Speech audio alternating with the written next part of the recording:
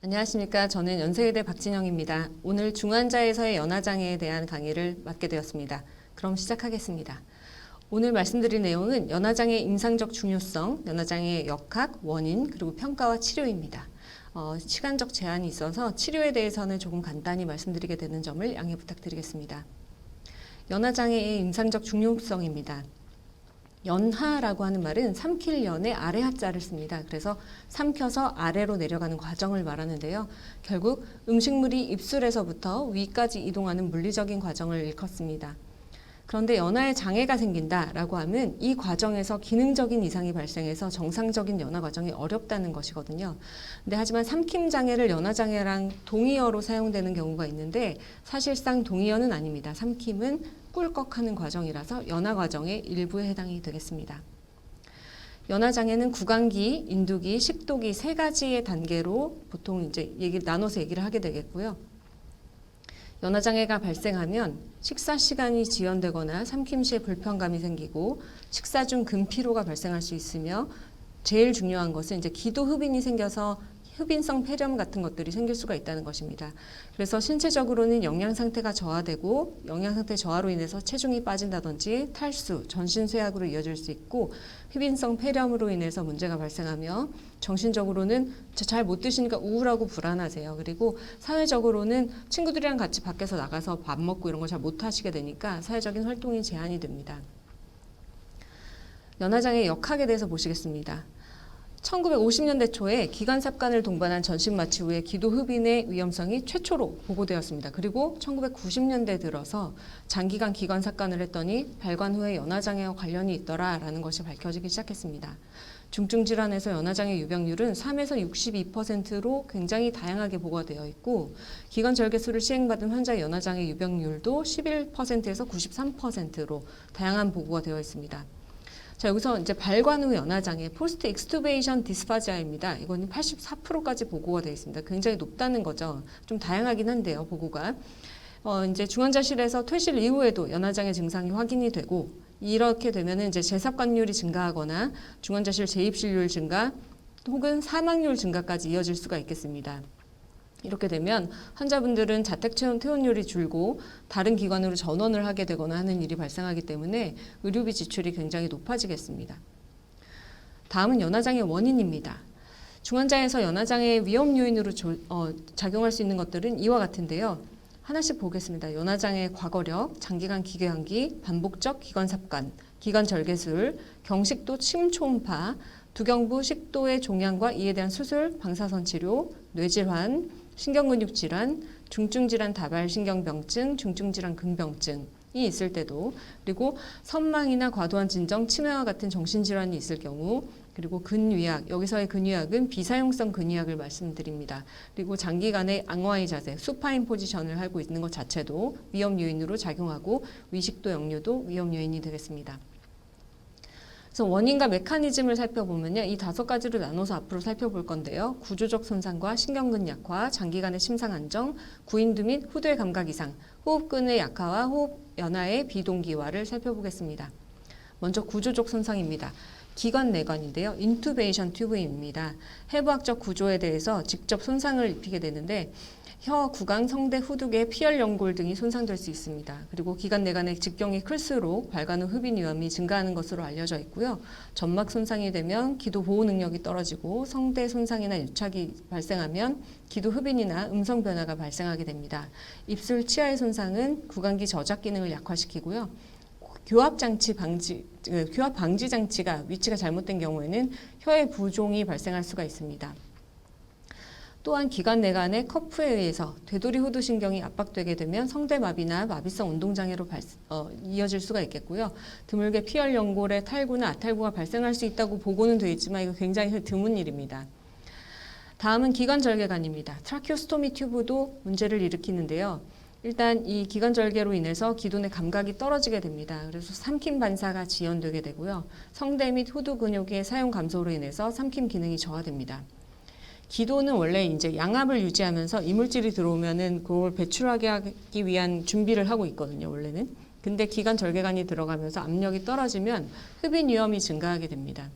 또 기관 절개관 자체가 라린지 엘리베이션을 방해해서 에피글로티스 인벌전을 제한하는데 이것 때문에 에피글로티스와 텅 사이에 있는 발레큘라의 음식물이 잔류하게 됩니다. 영상을 한번 보시면요. 정상 연화에서는 음식물이 넘어가면 에피글로티스가 이렇게 인벌전이 되면서 기도를 막아주는 역할을 하는데 이 과정이 이제 제한이 된다는 것입니다. 기관 절개관을 통해서 빈번하게 석션을 하면 라링스에 손상이 발생하고 절개 부위, 삽관 부위 근처의 염증 때문에 유가 조직이 형성될 수가 있는데 이게 기도를 폐쇄할 수도 있고 튜브 안으로 자라서 튜브를 폐쇄할 수도 있습니다. 그래서 잘 살펴보아야 합니다. 높은 커프 압력 때문에 기관 점막의 궤양이나 트라키오 에스파지아 피스툴라가 발생하면 포스트 스웰로잉 아스피레이션 가능성이 높아질 수 있겠고요. 성문 하부의 협착, 지연성 출혈이 발생할 수가 있습니다. 검사로 인한 손상으로는 경식도 심초음파를 반복적으로 할 경우에, 그러니까 심장 질환이나 대동맥 질환 환자분들과 같이, 그러니까 심장내과, 흉부외과 환자분들은 이 이제 심초음파를 여러 번 하게 되는 경우가 있거든요. 그래서 잘 살펴봐야겠고 리스크입니다. 그리고 후두경 검사 시에도 과도한 힘에 의해서도 손상이 될 수가 있겠고, 후두 마스크 기구의 부적절한 위치로 인해서 설신경이 압박되거나 혀 감각 소실이 있을 수가 있겠습니다. 신경근 약화입니다. 근육 약화. 이것은 이제 비사용에 의한 근육 약화인데요.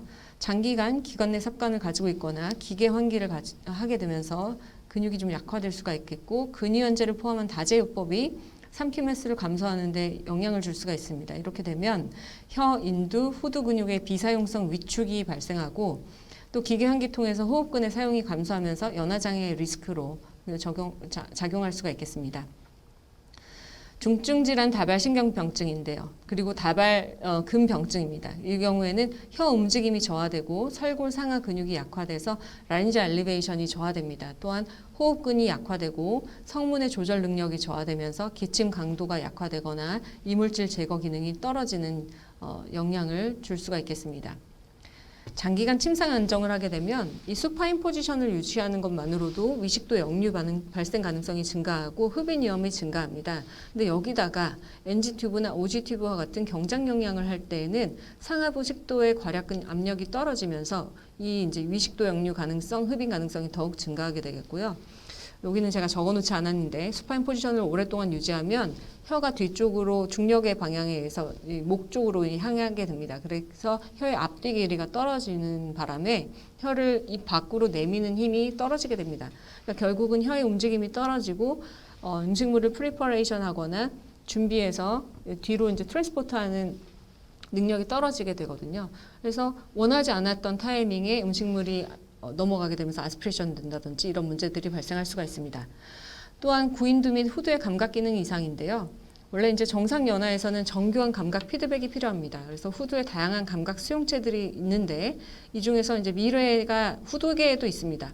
원래 혀에 있잖아요, 미래가. 근데 혀에 있는 것은 맛 감각을 담당하는데 후두계에 있는 것은 pH나 삼투압에 좀 더 민감하게 반응한다고 합니다.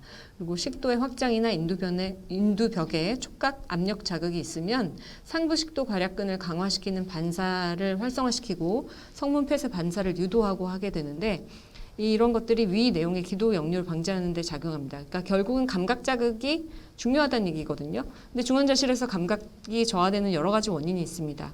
외상에 의한 신경 손상, 국소 부종, 중증질환 다발신경병증, 장기적인 진정과 선망 등에 의해서 감각이 저하되게 됩니다. 감각이 저하되면 후두 폐쇄 반사의 타이밍과 강도에 영향을 주게 되겠습니다.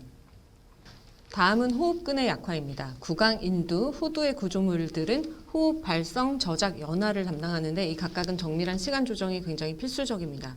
그런데 이제 중환자실에서는 저산소증, 폐질환, 신부전, 대사성 산증, 중추신경계 이상 등으로 인해서 빈호흡이 발생하거든요. 이렇게 되면 호흡 연화에 비동기화, breathing swallowing dyssynchronization이 발생을 합니다. 이게 뭐냐면요.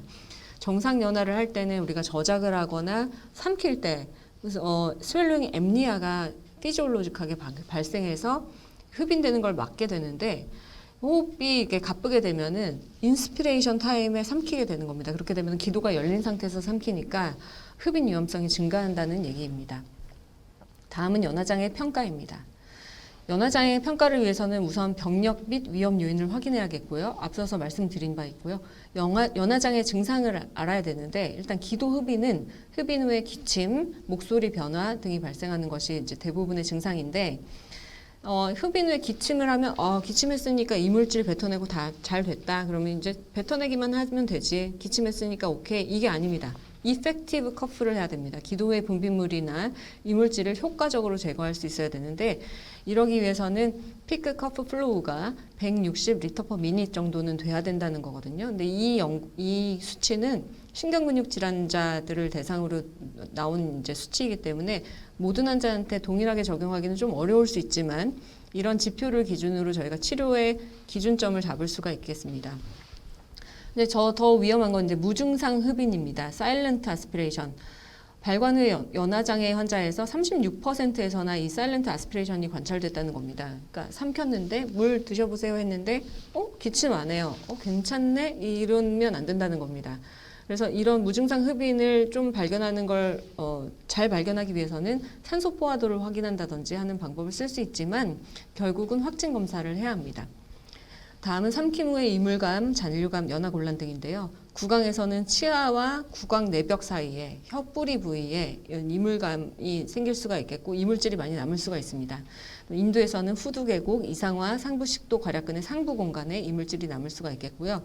식사 중에 근피로, 이걸 간과하기 쉬운 부분인데요. 이것 때문에 환자분들이 식사량이 굉장히 줄어듭니다.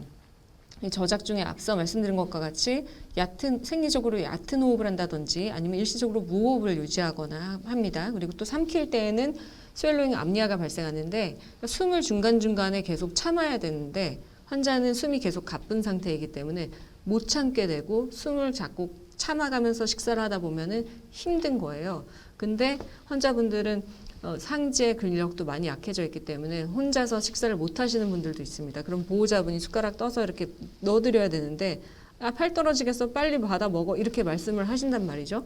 근데 환자분은 숨 차서 못 먹겠으니까 안 먹을래 이렇게 하고 이제 안 드셔버리거든요. 근데 그렇게 되면 밥을 반 공기도 못 드시는 그런 상황이 발생하게 됩니다. 그래서 이런 상황이 발생할 수 있다는 것을 환자분과 보호자분한테 교육을 시켜드려서 시간이 좀 오래 걸리더라도 천천히 다 드시도록 안내를 드려야 영양 결핍으로 이어지지 않을 수가 있습니다. 그래서 이 식사 중에 호흡수 증가하는 것 때문에 앞서 말씀드린 것과 같이 기도 흡인 위험이 증가할 수 있다는 점도 알고 계셔야겠습니다. 환자의 외형을 관찰하는 이학적 검사입니다. 안면 근육, 사지 근육, 흉곽 근육의 위축 정도를 일단 파악하셔야겠고요. 그다음에 안면의 구강 구조 그리고 구조적인 기능적인 관찰을 해야 되겠는데 턱관절, 안면 근육, 입술, 치아, 혀를 관찰해야겠습니다. 턱관절은요 오랫동안 이제 수파인 자세로 누워 있다 보면 하악이 중력의 방향으로 후방 이동하게 됩니다. 그러면 턱관절에 이완성 변화, 구조적인 변형이 생기고요.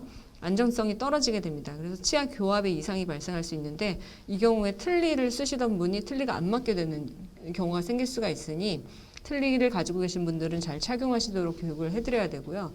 안면 근육도요. 비사용에 의해서 안면 근육이 약화되면 입술 폐쇄 부전, 저작 기능이 떨어지거나 이런 문제들이 발생할 수 있습니다. 입술이 압박성 손상이 될 수가 있겠고 감염이 발생할 수 있으며 비사용성 위축도 발생할 수 있기 때문에 잘 살펴야겠고요. 치아에서도 치아의 결손이나 배열의 문제가 발생하는지 틀니 잘 착용하시는지 이런 것들을 확인해야겠습니다. 혀에서도 외상, 궤양, 그다음 근 감소로 인한 주름 그리고 스켈롭트 텅이라고 해서 이 텅에 부종이 발생하면은 치아에 눌려가지고 이런 치흔이 발생하는 건데요. 이런 것들이 발생하는지 혀의 부피나 두께가 감소하거나 혹시 증가하는지 혀의 움직임 감소가 있는지 등을 살펴야겠습니다. 다음 침상 선별 검사입니다. 여러 가지 검사가 있습니다. 그 중에 몇 가지를 함께 보겠습니다. 워터 스웰로우 테스트이고 3온즈 워터 스웰로우 테스트라고도 부릅니다. 90cc 정도 되는 물을 한꺼번에 삼키게 한 이후에 커핑, 초킹, 웻 홀스 보이스 퀄리티 등의 이제 문제가 생기는지를 1분 동안 관찰하는 것이고요. 센시티비티는 96.5%인데 스페시피시티가 좀 낮습니다. 48.7%에 해당합니다. 다 선별할 수 없다는 얘기고요. 근데 마사라는 건데요. 마사는 이제 Man Assessment of Swallowing Ability의 약자인데 게리만이라는 선생님이 2002년도에 개발한 스크리닝 테스트이고요. 24개 크리티컬 아이템에 대해서 스크리닝 항목을 이제 작성하는 겁니다. 그런데 스트로크 환자들을 대상으로 먼저 평가를 해보았더니 디스파지아에 대한 프레딕션에 대한 센시티비티가 71%, 스페시피시티가 72%, 그다음에 아스피레이션에 대한 센시티비티는 좀 더 높아서 93%, 스페시피시티는 55%라고 하는 것입니다. 컷오프는 보시는 바와 같고 디스파지아에 대한 컷오프는 177점, 그리고 아스피레이션에 대한 컷오프는 169점이 되겠습니다. 근데 24개 항목이니까 너무 많잖아요. 힘들기 때문에 이거를 2009년도에 토비아즈 선생님께서 12개 항목만 평가하자. 이래도 센시티비티가 92%, 스페시피시티가 83% 이렇게 나오더라. 그래서 각 항목당 5점 혹은 10점 스케일로 해가지고 평가를 한 거죠. 토탈 스코어는 100포인트입니다. 그래서 스코어가 94점 이하이면 입으로 먹는 건 안 된다. 그리고 95점 이상이면은 오랄 다이어트를 시작하자라는 이제 기준을 만들었습니다. 상세한 내용은 이 슬라이드를 참고하시면 되겠고요. 다음은 이제 구깅 스웰로잉 스크리닝입니다. 거스라고 부릅니다. 2006년도에 트라펠이라는 분이 만드셨는데 오스트리아의 구깅 지역에서 만들어서 구깅 스웰로잉 스크리닝입니다. 센시티비티가 100%예요. 그리고 스페시피시티가 69%로 나왔습니다. 물론 이제 연구에 따라서 이것도 좀 다릅니다만 이 거스는 Preliminary Investigation and Indirect Swallowing 테스트를 먼저 하고 여기서 통과를 해야 Direct Swallowing 테스트로 넘어갈 수가 있습니다.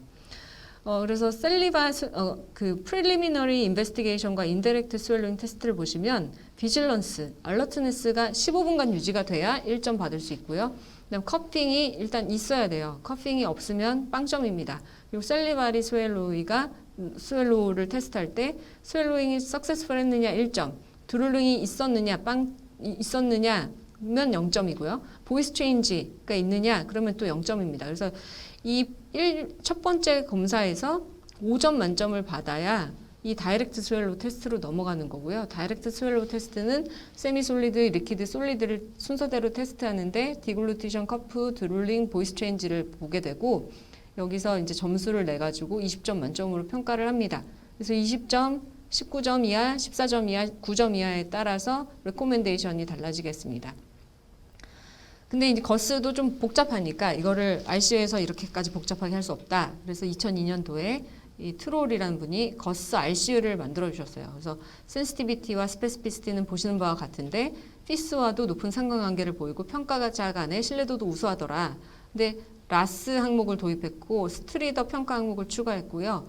앞서서 보신 바와 같이 예비평가에서 6점 만점을 획득해야 이것도 직접 연화 검사 가능한데 직접 연화 검사를 할 때는 IDDSI 단계로 중간점도 그리고 묽은 액체 그리고 고형 액체 혼합 시기 이런 순으로 진행을 해서 토탈 10점을 얻어야 됩니다. 그래서 보시는 바와 같이 항목들은 슬라이드와 같고요. 거스 ICU에 대한 해석입니다. 그리고 이것은 TORBSST라고 토론토 베드사이드 스웰로잉 스크리닝 테스트인데 이것도 2단계로 진행을 하겠습니다. 두 번째 단계에서는 워터 인테이크를 5ml씩을 티스푼으로 해가지고 10번을 총 드시게 되는데 10번을 드실 때 한 번이라도 이제 실수가 있다, 아스피레이션이 된다 그러면은 이제 통과를 못한 것으로 오랄 다이어트는 안 된다 이런 것이기 때문에 센시티비티가 높을 수밖에 없습니다. 91%, 스페시피시티도 높을 수밖에 없죠. 74%나 됩니다. 참고하시면 되겠고요. E10이라고 하는 이제 스케일도 이제 참고를 하실 수가 있는데 스웰로잉의 디스파지아에 대한 컷오프가 스코어 3점을 기준으로 시행하게 됩니다. 참고하시면 되겠고요. 포아스는 스크리닝 테스트는 아닌데 연화의 단계를 나누는 것이고 이것을 각 기관마다 다른 것을 조금 통일시켜 보겠다라는 연구로 2005년도에 발표한 것이거든요. 여러 가지 연구에서 사용되고 있으니 살펴보시면 좋겠는데요. 레벨 4부터가 오랄 다이어트가 튜브 피딩 없이 가능한 단계가 되겠습니다. 다음은 확진 검사입니다. 내시경 연화 검사 그리고 VFSS 두 가지를 말씀드릴 건데요. 내시경 연화 검사는 검사 자세는 이제 식사 시의 자세입니다. 그래서 체어나 베드에서 시팅한 자세로 시작하고 비강 마취 후에 굴곡형 내시경의 비강 진입을 통해서 검사를 하게 됩니다. 내시경 삽입 전에는 구강 내 타액 고임, 혀의 감각 및 움직임, 구강 위생 상태를 확인하게 되고 내시경 삽입 후에는 비인두, 인두, 성문 상부의 관찰, 그다음 모음 발성, 아, 이, 우로 국의 움직임과 연인두 폐쇄를 관찰하게 됩니다. 음식물 삼키면서 연화 평가를 하게 될 때는 살리바리 풀링, 그리고 레지두가 있는지, 그리고 있으면 얼마나 클리어링 되는지, 아스피레이션은 프리 스웰로잉, 듀어링 스웰로잉, 포스트 스웰로잉 아스피레이션을 나누어서 평가하게 되고 페네트레이션 아스피레이션 스케일을 매길 수가 있습니다. 이 내시경으로 검사하기 때문에 중환자실에서 다이렉트하게 검사할 수 있다는 장점이 있겠습니다. 비디오 투시 연화 검사는 ICU에 있는 환자분들이 시행받기는 조금 어렵고 제너럴 워드로 이동하고 난 이후에 체어 세팅이 가능한 환자분들을 대상으로 검사할 수가 있겠습니다. 투시 장비와 비디오 녹화 장치가 함께 러닝하게 되고 앉은 자세에서 시행하게 되고 30프레임, 초당 30프레임 정도로 레코딩을 하게 됩니다. 검사 시기는 점도를 달리한 음식에 바륨을 섞어서 제공하고요. 세미솔리드, 솔리드, 리퀴드를 양을 한 2mm, 5mm 이렇게 기관마다 좀 상이합니다. 검사 시기는. 그래서 검사 시기를 통일하자라는 움직임이 최근에 있습니다. 비디오 투시 연화 검사를 해석할 때는 구강 인두기, 식도기를 관찰하는데 시간과 구조물의 이동을 관찰하고요. 그 중에서 시간으로는 오랄 트랜짓 타임과 파린젤 트랜짓 타임을 중요한 지표로 보고 있습니다. 스코어링 시스템으로는 페네트레이션 아스피레이션 스케일과 비디오 플루로스코픽 디스파지아 스케일인 VDS를 사용합니다. 페네트레이션 아스피레이션 스케일은 2점에서 5점까지는 페네트레이션, 6점부터 8점까지는 아스피레이션에 해당하는데 8점의 경우에는 커플 리플렉스가 없기 때문에 사일런트 아스피레이션에 해당하겠습니다. 1점은 노멀입니다. VDS는 한국에서 개발된 것입니다. 그래서 오랄 페이즈와 파린젤 페이스를 이와 같이 평가하게 되겠고 서브스탈 스코어가 각각 40점, 60점이며 토탈 스코어 100점으로 평가합니다. 아쉬운 점은 식도기에 대한 평가는 하지 못한다는 점이 되겠습니다. 비디오 투시 검사 해석 시의 이상 소견에 대해서는 오늘 다 말씀드리기가 좀 어려워서 슬라이드 3장의 정리를 드렸습니다. 그래서 참고하시길 바라겠고요. 치료에 대해서 간단히 보시겠습니다. 치료는 이제 포스처럴 어저스먼트, 그다음에 푸드 리퀴드의 어마운트를 조절하거나 다이어트 모디피케이션, 오랄 하이진을 시행하거나 스웰로잉 리해빌리테이션, 케모디너베이션, 파마콜로직 트리트먼트, 그다음에 뉴로머스쿨러 일렉트리컬 스티뮬레이션이 NMES, 그리고 non-invasive brain stimulation 테크닉 등이 있겠습니다. 네, 오늘 다 말씀드릴 수가 없어서 몇 가지 비디오로 함께 하겠습니다. 먼저 이 해보세요, 아 해보세요 같이 환자의 개구 정도를 평가해야겠고요. 환자의 오랄 하이진부터 시행하게 됩니다. 오랄 하이진을 시행하고 그리고 감각 자극을 제공하는데 아이스 스틱으로 얼굴에 감각 자극을 줄 수 있겠고 진동기를 이용해서도 얼굴에 감각 자극을 주겠습니다. 다음은 근력 강화인데요. 혀의 강화 운동입니다. 텅 스트렝스닝을 리지스티브 엑서사이즈를 하고 있는 모습이고요. 그다음에 혀로 얼굴 볼을 밀어보세요 라고 하는 것이라서 리지스티브 엑서사이즈를 하고 그다음에 입 둘레근, 입 주위근의 강화 운동을 위해서 스틱을 물고 면봉인데요. 면봉 물고 왼쪽 오른쪽으로 넘기는 운동 시행할 수가 있겠습니다. 이게 이거는 면봉을 입에다 물고 유지하도록 해서 입 주위근을 단련하는 방법이 되겠습니다. 예시를 보시겠습니다.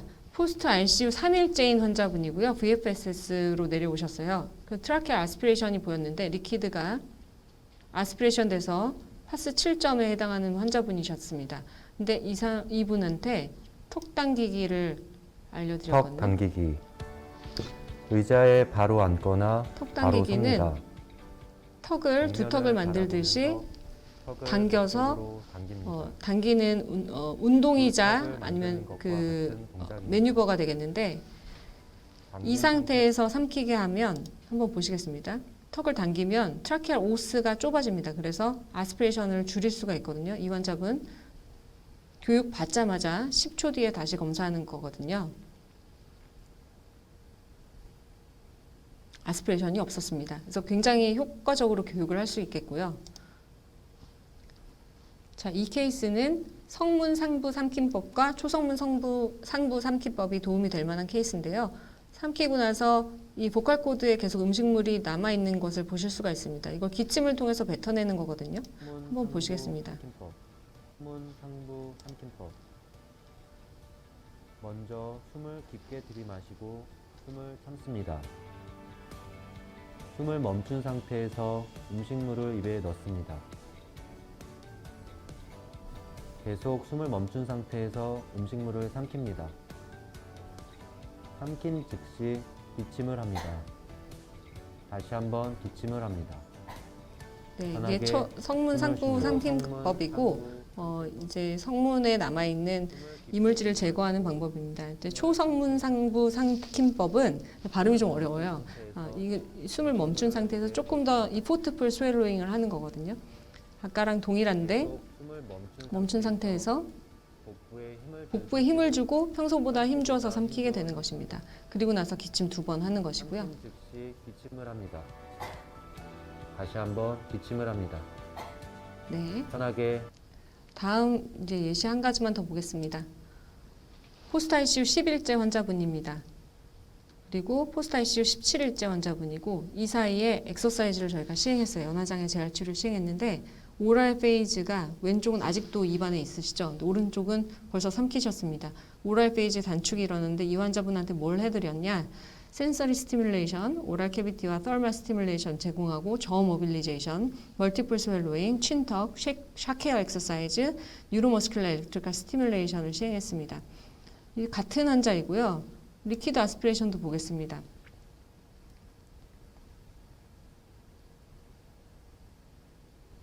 리퀴드인데도 프리퍼레이션 하는데 굉장히 시간이 많이 걸리시죠. 오랄 페이즈가 지연되어 있는데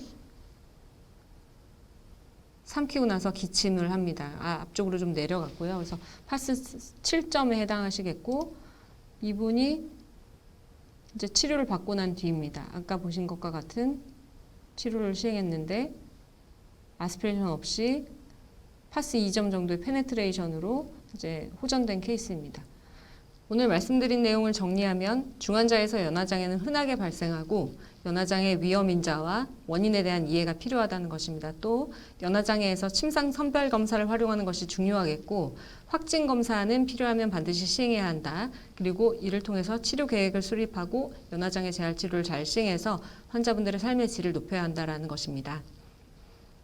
긴 강의 경청해 주셔서 감사합니다.